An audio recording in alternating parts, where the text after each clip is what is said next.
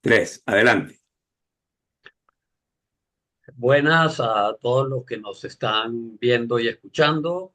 Eh, Bienvenidos a una nueva emisión de este podcast de Poco un Todo, en el cual, como siempre, está mi compañero Isaac Naón desde Ottawa, Canadá. Y bueno, Ariel Segal, ya pronto vamos a decir quién es el invitado. De una vez, su nombre es Henry Grunberg, amigo de prácticamente toda la vida, tanto de Isaac como mío. Él lleva más de 30 años de experiencia en fotografía, cinematografía publicitaria y videografía. Henry combina su formación de mercadeo, medios de comunicación, para ofrecer un enfoque estratégico y creativo de cada proyecto. Ha sido galardonado con varios premios, sobre todo el prestigioso premio Robert Becker Photographer of the Year, dos veces, que es un premio que se otorga en el sur de Florida, Estados Unidos, 2015 y 2019.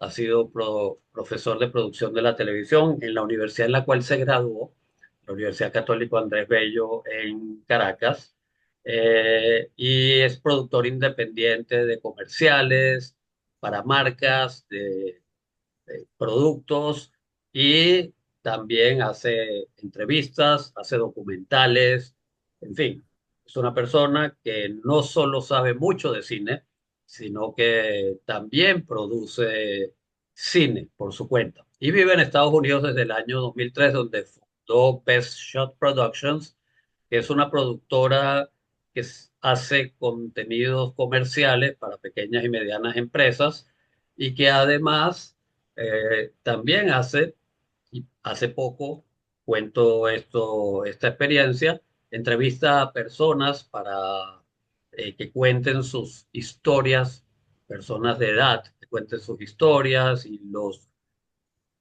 hijos, nietos, bisnietos puedan conocer sus raíces, ¿no? Y produce esos programas, los edita. Y yo acabo de vivir esa experiencia porque lo hizo con mi madre, y bueno, muy profesional todo lo que hizo. A nivel personal, Henry está casado con la misma mujer, ya 39 años de casado, y tiene tres hijos y cinco nietos.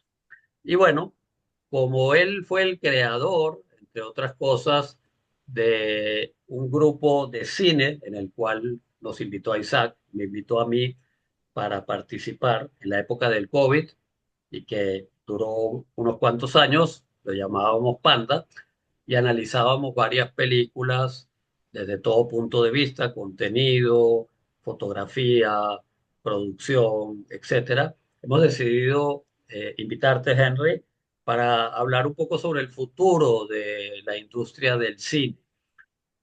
Y yo abro haciendo la siguiente pregunta. Hemos visto que, obviamente, con todo el crecimiento de la industria de los video streams y de que las películas llegan ya muy rápido a la comodidad de las casas de las personas, cada vez se va reduciendo la cantidad de gente que va a las salas de cine.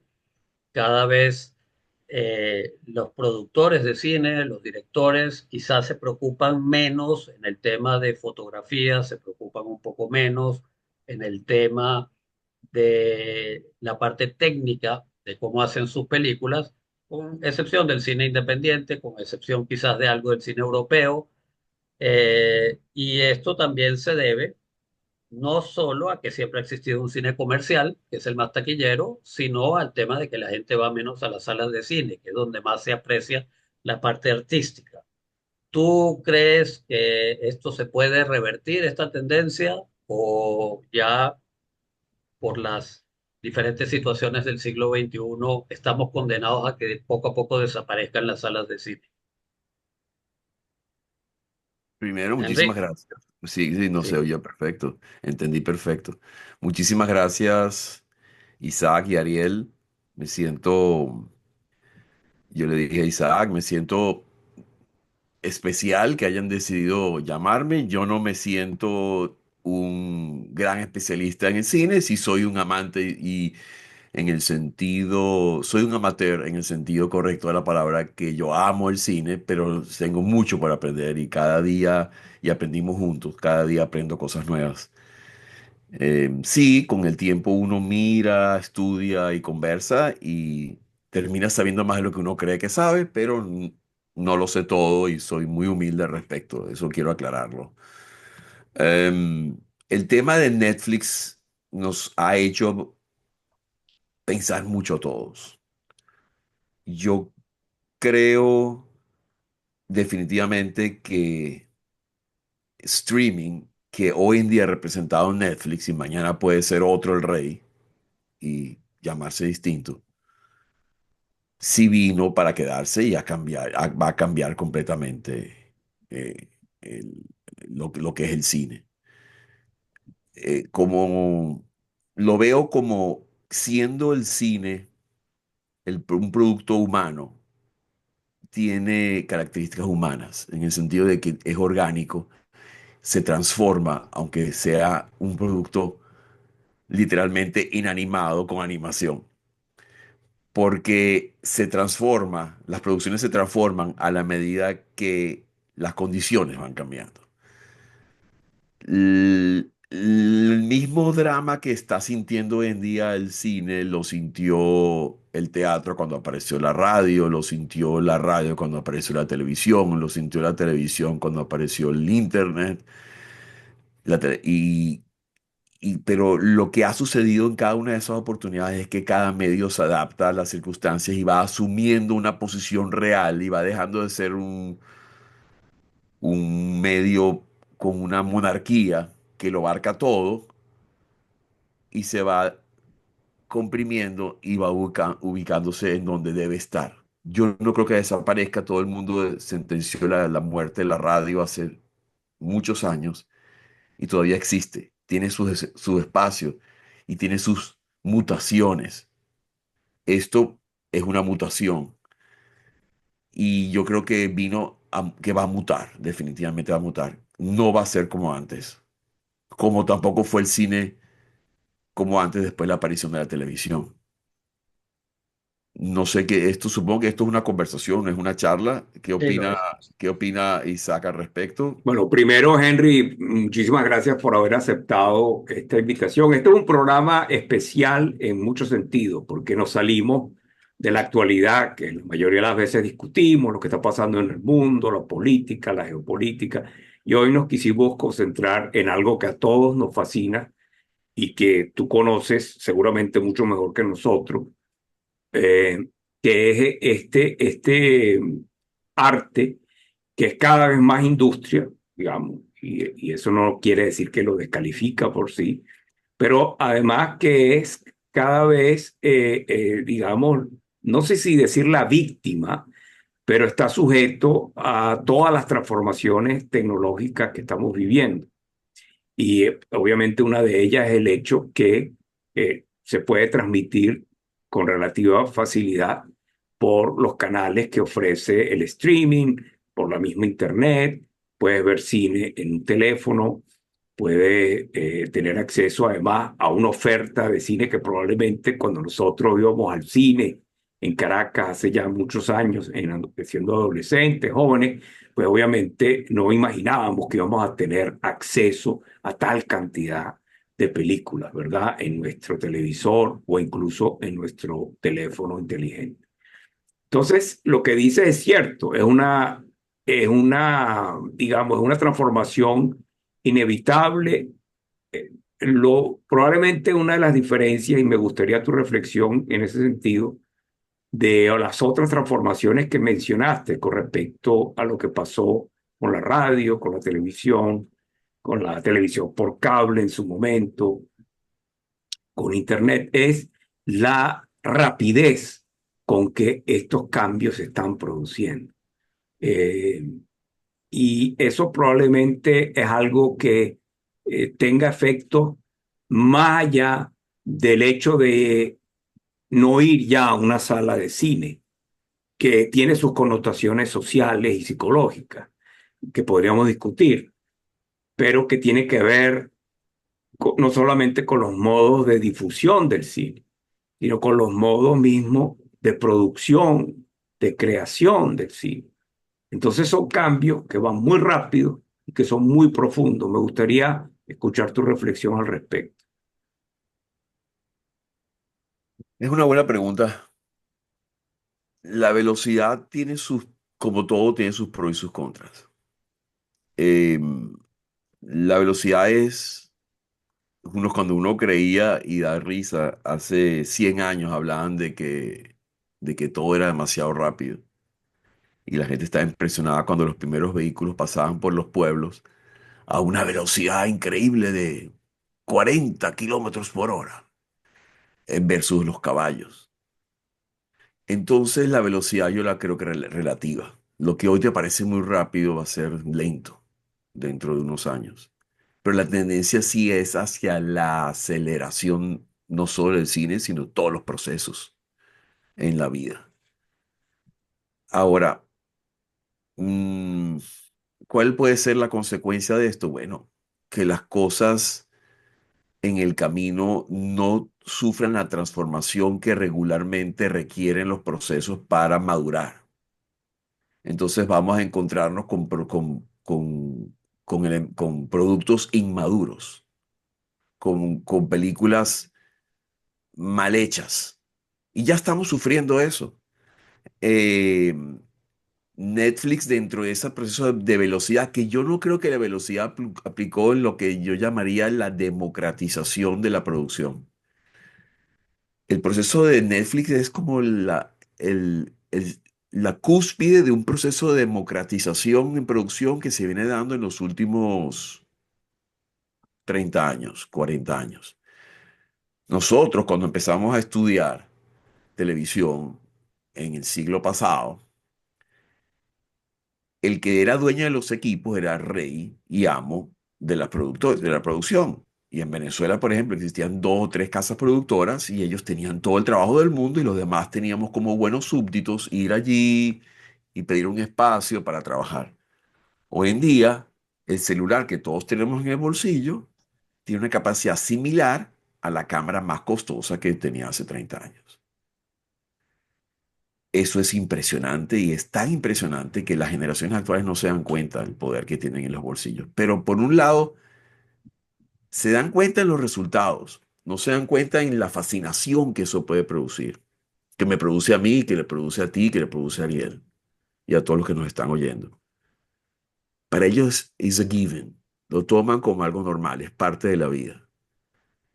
Pero ese poder que tienen en los bolsillos ha democratizado la producción a un nivel que ya nadie con las plataformas, no estoy hablando de Netflix, estoy hablando de plataformas más democráticas aún como YouTube, nadie puede ponerle un parado a la velocidad de producción y creación de cualquier individuo.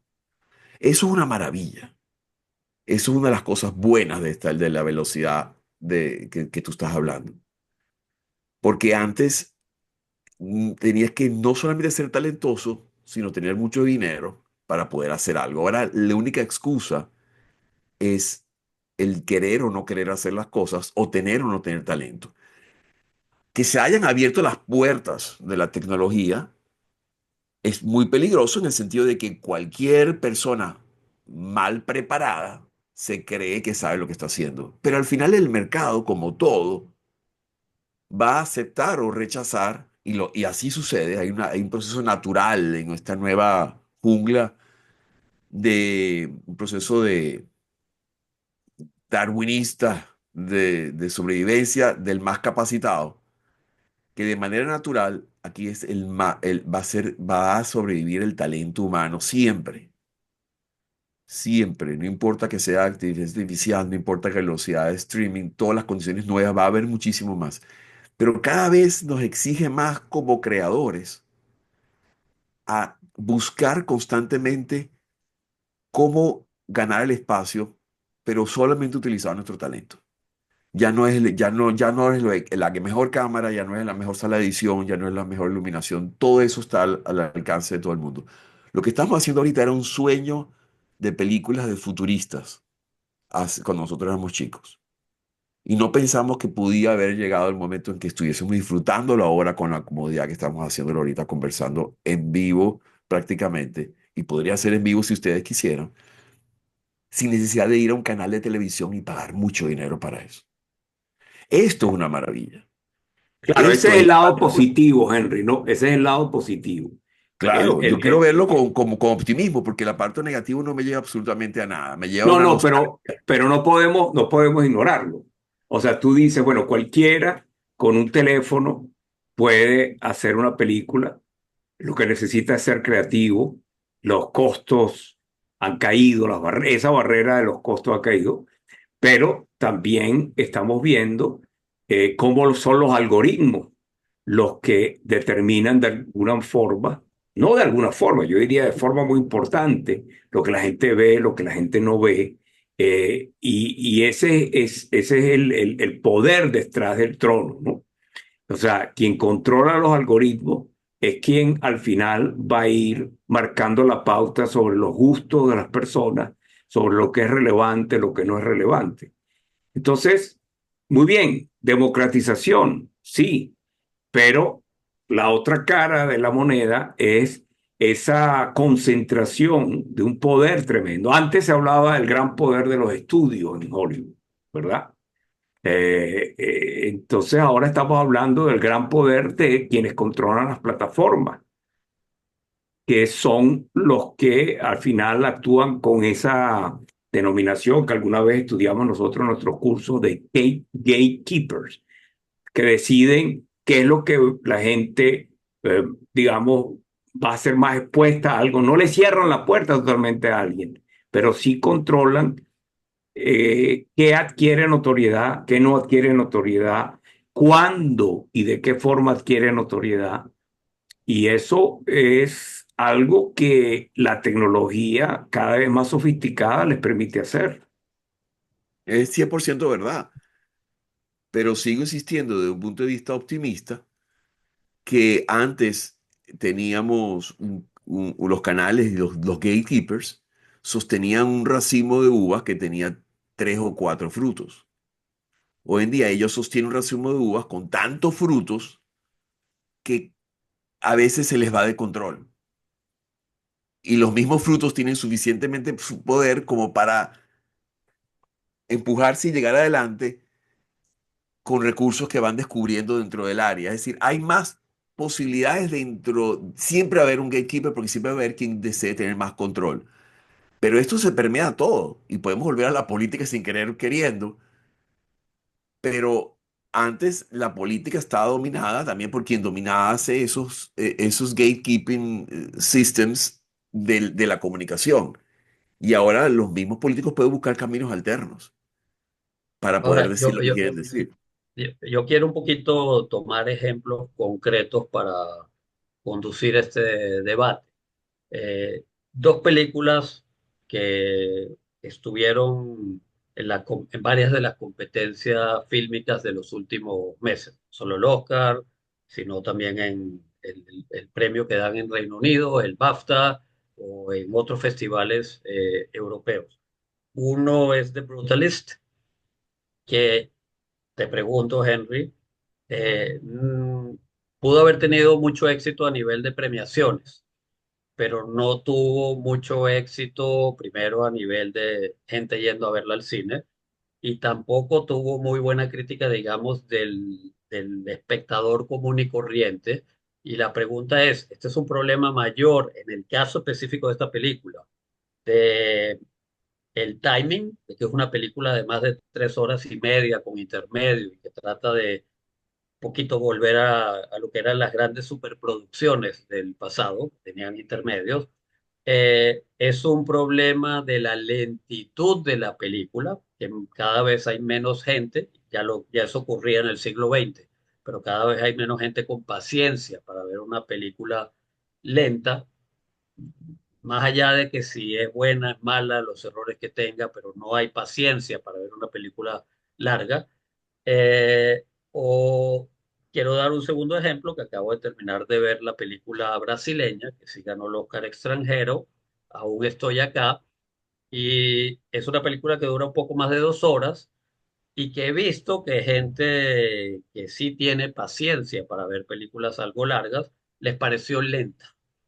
Entonces, te pregunto, ¿esto del ritmo lento eh, es como que ya no va a poder funcionar y que no le importaba a los grandes amantes del cine, digamos a finales del siglo XX, comienzos del siglo XXI, con el cine europeo, con el cine independiente, que el timing, la velocidad de cómo se iba resolviendo la trama en una película, etcétera, no era una cosa tan trascendente?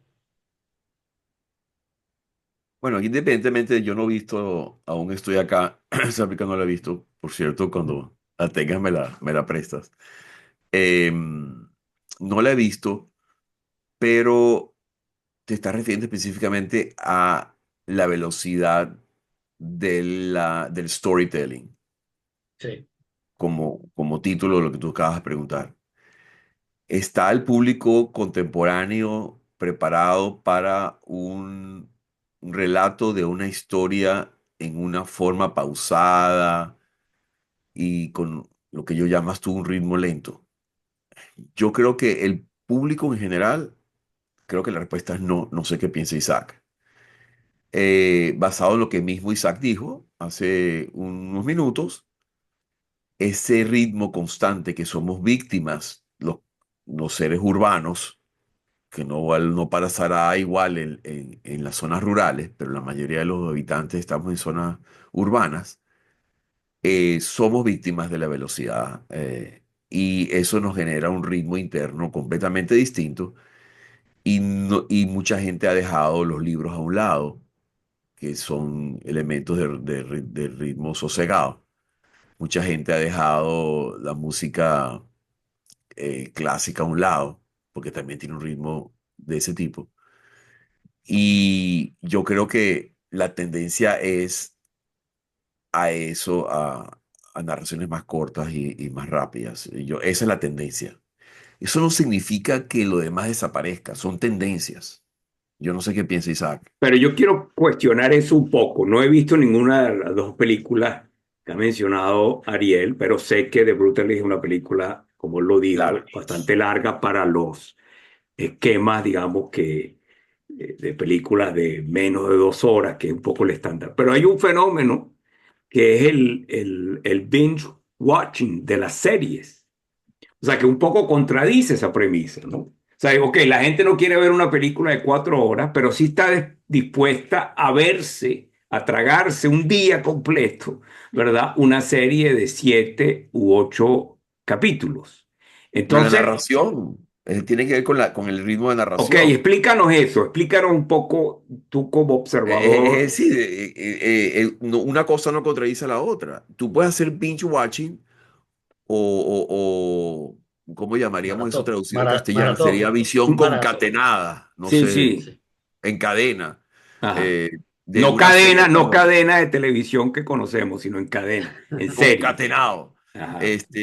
Porque los recursos de narración dentro de estas series están utilizando todas las trampitas de la narración que bien conocen los escritores para poder enganchar y desenganchar, enganchar y hacer lo que llaman hooks y dejar los cliffhangers, que son eso, significa que son situaciones en las cuales te dejan con esa angustia de qué va con a pasar, la el qué va a expectativa. pasar, la expectativa, y lo manejan arriba y abajo con una maestría cada vez mejor, basados en toda la data que recolectan por todo la maravilla que les produce. Netflix es el sueño que tuvo todas las productoras cuando nosotros éramos estudiantes. Todos los canales de televisión soñaban con tener el nivel de data que Netflix tiene. Entonces, Netflix maneja y ha compartido algo recientemente, no tanto, pero han compartido algo. Ellos manejan una información impresionante de los hábitos y costumbres de los consumidores. Y las películas que están produciendo actualmente tienen ya un playbook, tienen una técnica de decir tiene que ser así y así y así y así. Y a mí personalmente me parecen insoportables porque personas como nosotros podemos prever todo lo que va a pasar. Son predecibles en todo sentido. Sabemos, yo me siento, veo los primeros 10 minutos y digo, ya, no, va a pasar esto, esto, esto, esto y esto. Y mi esposa dice, ¿cómo es posible? Es aburridísimo ir al cine contigo. Porque es que ya son fórmulas reusadas y reusadas. Y mientras sigan produciendo dinero, lo van a seguir haciendo. Y porque han conseguido otro secreto, que es no producir en los Estados Unidos. Están produciendo en Polonia, en Israel, en Inglaterra. Entonces España. cada país tiene su sabor en Turquía. ¿Ah? Para usted de contar la lista de países que están produciendo.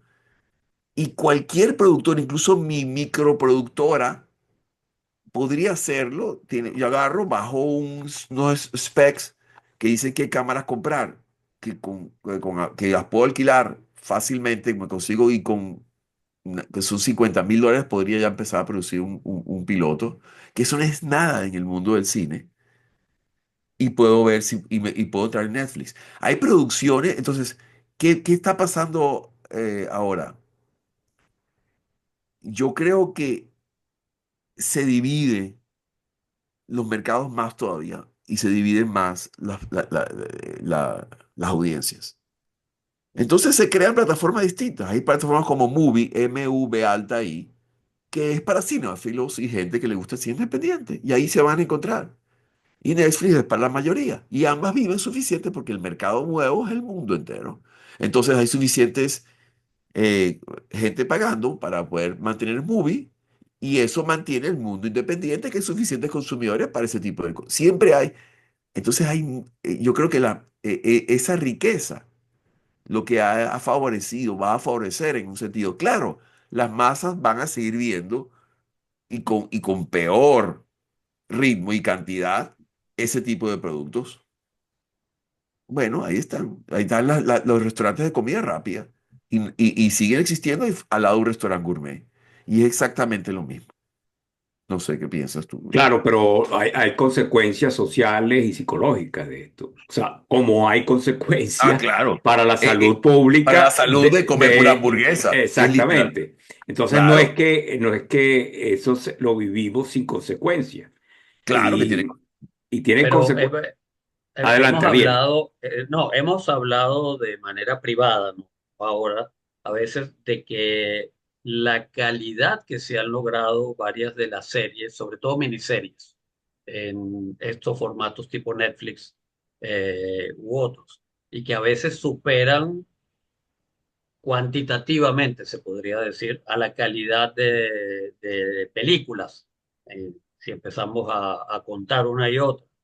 Entonces, en eso, los formatos tipo Netflix han contribuido también a crear ciertos tipos de series que son muy ingeniosas, que sí utilizan técnicas cinematográficas bastante sofisticadas. Por Por ejemplo, mencionar una que acaban de estrenar, y que ya yo la vi, 4 episodios, Adolescence, que ese es un unicorn. cada episodio Es un es una sola unicorn, toma. Ariel. Yo no la he visto, pero ¿nos podrías decir por qué Ariel y Henry, por qué consideran que es excepcional Bueno, es esa primero, excepcional. serie Adolescent? desde el punto de vista de actuación, desde el punto de vista guión, al ser una sola toma, cada uno de los 4 episodios, es la cámara que se va moviendo y va siguiendo a los personajes, con excepción de una que todo ocurre en una misma sala. Es más como ver una obra teatral, si se quiere, por cine, por lo menos una de los capítulos, y implica que los actores se tuvieron que aprender de memoria casi una hora de diálogos, etcétera. O sea, y el tema del manejo de la cámara, el tema de que no haya lo que se llama plano secuencia, o sea, que es Son continuo. planos secuencias. Exacto. Y Bueno, son entonces, planos secuencia, pero tú una vez nos dijiste, pero no, el no, tema también, ajá, el el tema tema. y la Pero forma Ariel, de explica abordar qué es el un plano tema. secuencia para el que no sepa, para el que no Un entienda. plano secuencia es cuando uno ve, digamos en este caso, una película donde la misma cámara se va moviendo, va siguiendo a los personajes no hay cortes, no hay edición, porque todo es una gran toma. Esa gran Claro, pero toma, en este yo caso, quiero simplemente técnicamente, Henry una vez nos dijo que a veces se hace un poquito de trampa con eso, ¿no? Nos Sí, da la pero en este impresión caso de que es no. un plan, en este caso no. O sea, que es una serie que realmente aporta en el lenguaje Sí algo hay, nuevo. sí. Y en el sí hay. nivel temático, en el nivel contenido, está muy bien manejado. No es lo que Ariel, Jorge pero es que esta es explicó. ¿cómo se dice? ¿Cómo dice la excepción que confirma la regla? Ok, Como es un unicorn, es un fenómeno. ¿Por qué? Porque Netflix tiene que dejar a ciertos productores que, by the way, esta película sí la vimos nosotros en nuestro grupo. ¿Te acuerdas la película del chef? Sí. boiling, boiling, Boiling se hierve, llama. Y se la hierve, recomiendo sí, a todo el que hierve. está viendo. Boiling, es Y exacto. es el mismo actor y el mismo director. El mismo actor, él es el director también, y él contrató el mismo camarógrafo de Boiling, que fue hecho toda una sola toma y Boiling fue más larga de una hora. Ujú. Es porque eso es una cosa única que Netflix está haciendo para darle espacio, como Roma. También Roma la hizo Netflix y está allí. Y también tenemos alguna que otra, Sí, pero hay Roma la de Alfonso Cuarón, para que la quienes de nos Cuarón, escuchan sí. No confundan con Fellini o no Fellini o otra confundan o que se llama Roma, exacto. o no confundo con una serie que se llama Roma. Sí. Ok, pueden haber, pero ahí la proporción es 100-1, Ariel. Porque también ellos es quizás 80, 90-10. La proporción es altísima de películas que no tienen ese nivel. Pero de repente hay otras películas que están en un camino medio, como la producción israelí sobre un tema de la lotería. ¿Cómo se llamaba? Que se la recomiendo No, ampliamente. ¿No la han visto? Está en No. no Netflix. la recuerdo. No, no la recuerdo. Es una maravilla de idea hecha prácticamente con un celular. No está hecha con un celular, pero podría haberla hecho con un celular, porque es la muestra del otro lado, donde no hace falta el gimmick o El truco, pues. truco, el truco o la pericia de usar una sola toma y que eso sea hablado para que la gente vaya a verlo, pero utilizan una idea extraordinaria con actores de calle de Ujú, bajo presupuesto, donde el tema es muy simple.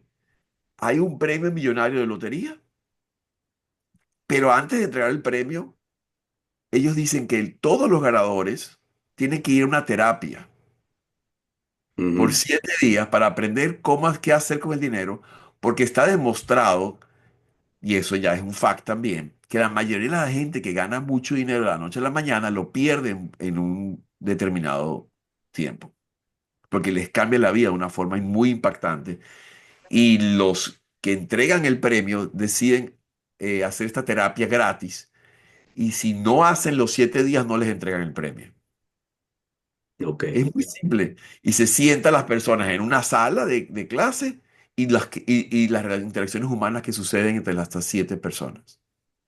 Es extraordinaria actuación, extraordinaria, da de qué ¿Es hablar. una serie o una película? Una serie limitada de 7 capítulos. Ok. Y funciona muy bien. Es decir, yo no digo que todo lo que esté en Netflix es malo, pero hay mucho gamelote, como decíamos en Venezuela, hay mucho monte, muchas plantas salvajes, porque tienen que llenar constantemente un contenido, porque esa es la misma, la competencia se los obliga, y ese es un fundamento que ellos mismos se marcaron, by the way. Ellos son víctimas de su propia creación, de su Frankenstein. Ellos crearon el monstruo de la velocidad de entrega y vamos a producir, producir, producir y no pueden parar. Claro, En pero eso, ahora quiero que entremos, porque hay dos temas que creo que son muy interesantes para discutir. Uno es el tema de la experiencia humana del cine.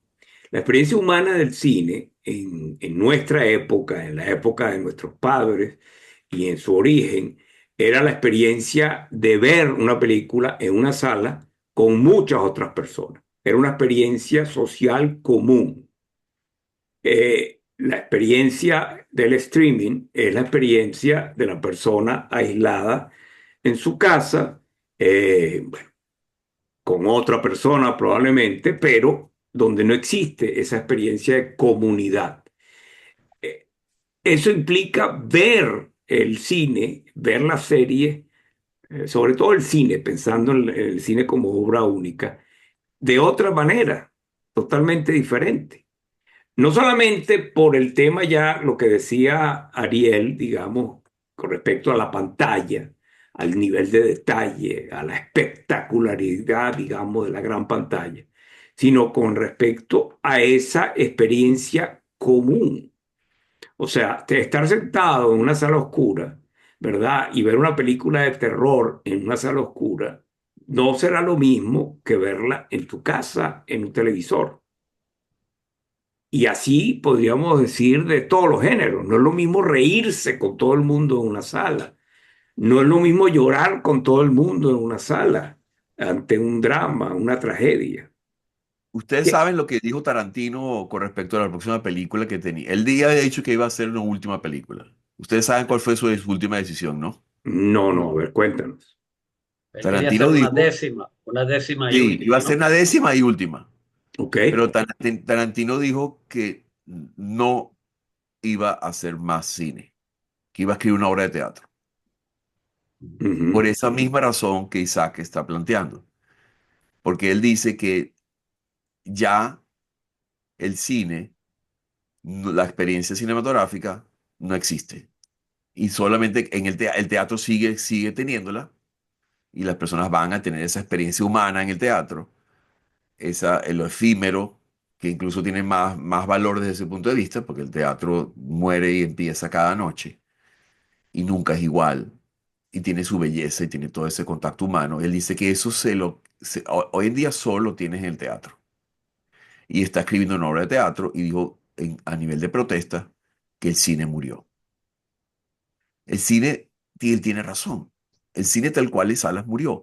Va a existir, yo creo, mi visión es que va a existir, como ahorita hubo, como tú y yo comentábamos, un renacer, no sé si lo comentamos nosotros, lo comenté con otra persona, de los discos en pasta y hay un renacer de las películas en celuloide. Existe un grupillo nostálgico que va a querer recuperar estas cosas y van a haber pequeñas salas de cine para ver películas en grupo y la gente se va a empezar a reunir. De repente hay un redescubrimiento dentro de 10 20 años del sabor de ir al cine y oler las palomitas de maíz en familia.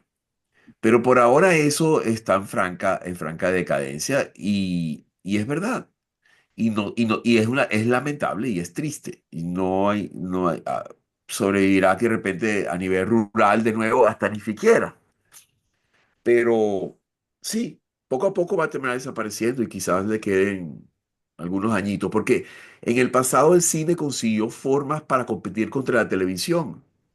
La televisión tenía esa one-to-one que ujú. estaba private, la privacidad que tenía la televisión y lo que está haciendo ahorita el streaming.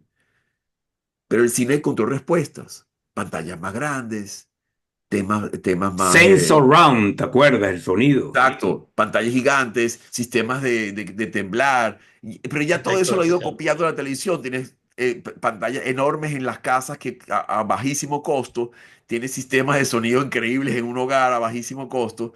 Ya no tienes que ser el gran millonario con esas butacas, las puedes tener en tu casa, cada quien puede tener su salita privada.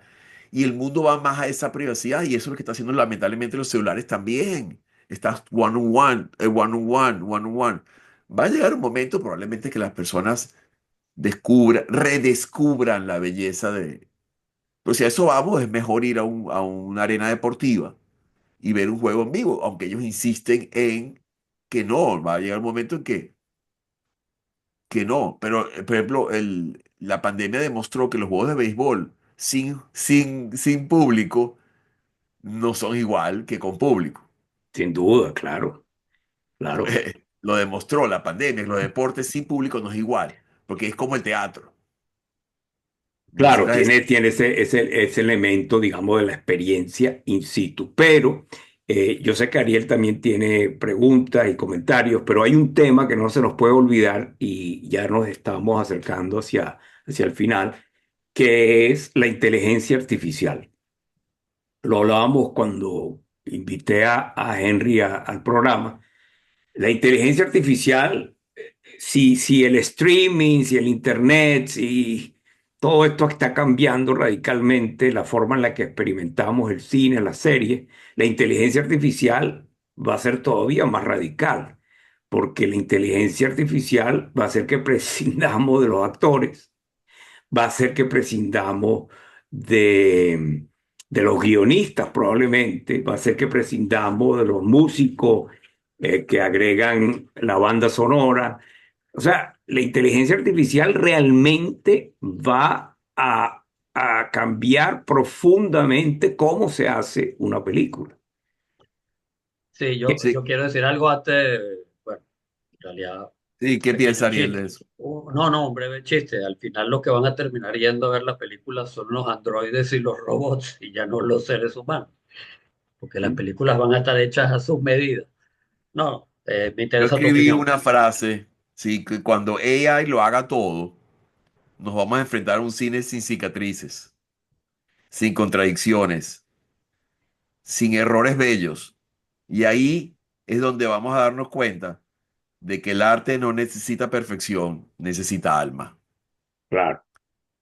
Eh, pero lamentablemente AI va a hacer un cine tan perfecto que aún va a cometer errores. Va a hacer las cicatrices, va a hacerlo ver como si fuese humano. Claro, pero eso ya lo estás pensando en función del resultado final.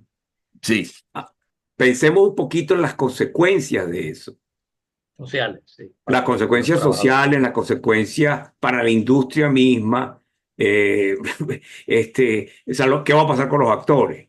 ¿Qué va a mira, pasar con los guionistas? ¿Qué va a pasar yo con los estoy camarógrafos? ahorita, yo creo que de vuelta vuelve la capacidad creativa de cada quien y se profundiza aún más la democratización, Isaac. Es lo que yo pienso. Yo ahorita estoy haciendo un documental de la vida, de un evento importante en la vida de mi madre. Mi madre tiene 86 años y en verano pasado fuimos a los Pirineos y repetimos el escape que ella hizo con mi abuelo. Ella tenía 3 años en los hombros de mi abuelo. Ujú, Son los Pirineos de Francia a España escapando de los nazis. Y el verano pasado fuimos 60 personas en la familia y revivimos eso. Y yo ujú. filmé todo en la medida de mis posibilidades porque fue bien complicado. Y estoy produciendo un documental que tengo la intención de que participe en algún festival. Y me inscribí justamente hoy en un curso de creación de imágenes por inteligencia artificial para documentales. O sea, mi historia sigue siendo de valor humano y de profundidad, pero ahorita yo voy a poder ponerle un más valor a la narrativa con menos recursos, porque voy a lograr lo que necesitaba antes sin necesitar contratar no sé cuántos dibujantes o para reconstruir las fotos me costaba mucho trabajo. Todas esas cosas se van a simplificar tanto que va a haber más productos de mayor calidad. Y vuelvo a lo que dije al principio, lo que no es suficientemente bueno se va a caer por su propio peso o se va a ubicar en plataformas de gente que no le gusta cosas tan buenas. Y va a haber más espacio y más No, pero va a haber mucho separación. más del Va a gamelote haber del que mucho nos más habla. producción, va a haber más Claro. producción, va a haber mucho más Claro, producción. claro. Pero Y el tú ejemplo vas a que, poder hacer la película de tus sueños, Isaac. pero Y por Ariel va a ejemplo, hacer la película de sus sueños con poquísimo dinero. O cinco sí, amigos se pero reúnen, cada uno pone $1.000 y van a poder hacer una película. Henry, pero creo que la pregunta de Isaac, si no me corriges, Isaac, estaba dirigida no a cuánto te puede ayudar la inteligencia artificial como un instrumento para que tú crees tu película y sin necesidad de necesitar un gran equipo de personas, un gran equipo de maquinarias, etcétera, puedas realizar esa película, sino que si llegará algún momento en donde el guión lo hará la inteligencia artificial. Tú vas a más o menos contarle ciertas cosas, pero te lo va a elaborar de Sí, forma sí, Ariel, definitiva, sí. en el cual al final los actores podrán ser impostados por la inteligencia artificial. Ya hubo este año una polémica con el tema justamente de esta película de Brutalist, de que aparentemente en los momentos que ellos hablan húngaro, se utilizó inteligencia artificial para que pareciera más el húngaro original, porque ninguno de los dos actores principales de verdad habla húngaro. Pero eso no tiene Entonces, ningún pecado. lo que Siempre hace, usaron recursos y efectos especiales en el cine y ahorita porque se llama inteligencia artificial va a dejar ser válido. Yo creo que es relativo. Yo lo que temo no es que la inteligencia artificial haga cine, sino que los humanos dejen de hacer cine. ok, Ese es el... a eso, La inteligencia artificial va a hacer cine, pero cuando el humano entre a un nivel de flojera para no hacerlo más, eso sí es Pero peligroso. no es solamente un problema de flojera, ¿sí? Henry, porque estamos hablando de una industria. Entonces, es una industria que siempre está pensando en cómo cortar los costos, reducir los costos. Y la inteligencia artificial es una solución magnífica en ese sentido, porque prescinde probablemente del costo más importante de una película, que es pagarle a los seres humanos que trabajan en la película. Entonces, en ese sentido, el humano no es que el humano por flojo no va a hacer películas, es que la industria va a prescindir del humano. Tienes razón, pero el humano va a haber yo creo que va a haber un enfrentamiento, porque ya lo hubo en una huelga muy larga de sí, productores correcto. y De guiones, De de guionistas, guionistas. de guionistas. guionistas y actores también se unieron eh, por el tema. Hay resistencia, pero a la larga va a ganar el más fuerte, que es el AI, y no solamente en el cine, sino en todas las áreas de nuestra vida, médicos, abogados. Es algo que no tenemos la capacidad ahora de entender porque no lo hemos vivido, pero estamos apenas en el inicio de toda esta revolución. El inicio en todas las áreas de nuestra vida. Los vehículos donde no van a existir más taxis manejados por seres humanos. Nosotros vamos a ser los viejitos del futuro, nosotros tres, pero estamos ya Henry, viviendo el futuro. sí, cambiando el tema, ya estamos prácticamente por terminar. La pregunta que te voy a hacer, yo sé que es muy antipática, pero di una lista de algunas películas que tú consideras que una persona que quiere apreciar buen cine debería ver. No te estoy diciendo cuáles son tus 5 películas favoritas, tus 10, elige las que tú quieras y las que definitivamente hay que ver en una sala de cine. Mm. Yo cuando voy a decidir ir a una sala de cine, busco películas que fueron pensadas para salas de cine y cada vez son menos, porque cada vez saben que eso tiene una vida muy corta en la sala de cine y van a terminar en una pantalla. Entonces, todas esas películas que tengan magníficos paisajes, grandes planos generales, donde vas a ver esa cámara enorme, son las películas que tienes que ir a verla en el cine. Eh, o que quieras apoyar la causa, porque a Fíjate, veces son documentales que hay que ir a apoyar la causa y hay que ir a verlas al cine. Cada vez son menos y cada vez uno dice, las pude ver en casa, ¿no? Me pones a hacer a la lista y me agarraste fuera de base, por porque yo no ejemplo, soy, El Ciudadano Kane, ¿da mira, más o menos lo mismo verla en casa que verla en cine? ¿O definitivamente es una película para verla es para en verla en cine? cine, una película que fue diseñada para cine, no, que no sé si la televisión todavía estaba en repañales en esa época o ni siquiera. Esa hay que verla en el cine. Todas esas películas que fueron pensadas 100% para cine hay que verlas en el cine. Lo que pasa es que es muy difícil, nadie las proyecta. No. Sí, eso es casi un lujo, si tú las puedes llegar a ver al cine pero El es algo Padrino, que... El ¿Ah? Padrino, cualquiera de las tres de la trilogía del Padrino. Todas son películas de cine. Estás hablando de una época en que el cine era el rey, The Shining. también. Claro. Kubrick. Sí, las películas de Kubrick, cien Kubrick. por ciento. Cualquier película de Kubrick es Barry cine. Lyndon. Bueno, Barry Lyndon tiene que verla en el 2001, cine. 2001 Odisea del Espacio, obviamente. Tienes que ver el año en que fue hecha la película. Si fue hecha en la época en que el cine era el rey, tienes que verla en el cine. Claro, no va a ser la misma experiencia, la puedes ver en televisión, vas a tener el argumento, vas a tener una pantalla grande, pero sí, pero es que va a ser difícil encontrarla en una sala. Películas clásicas no las vas a encontrar en una sala, es raro. Tienes que irte a vivir en New York y hay una sala de arte de ensayo donde hay 5 gatos viviéndola, ¿sabes? Claro. Bueno, mira, ya estamos prácticamente por cerrar el programa. Creo que ha sido una conversación muy interesante, pero no sé si Ariel tiene algún comentario o pregunta final para Henry. No, yo simplemente quiero, esta vez sí me gustaría que Henry hable un poco de su trabajo y su empresa en Miami. Eh, bueno, para que conozcamos un poco qué es lo que está haciendo en tiempo presente y para que cualquier persona que vea este podcast sepa, aunque suene a publicidad, y es publicidad, qué es lo que Henry les puede ofrecer. Bueno, gracias. De todas maneras, déjame ser bastante corto al respecto.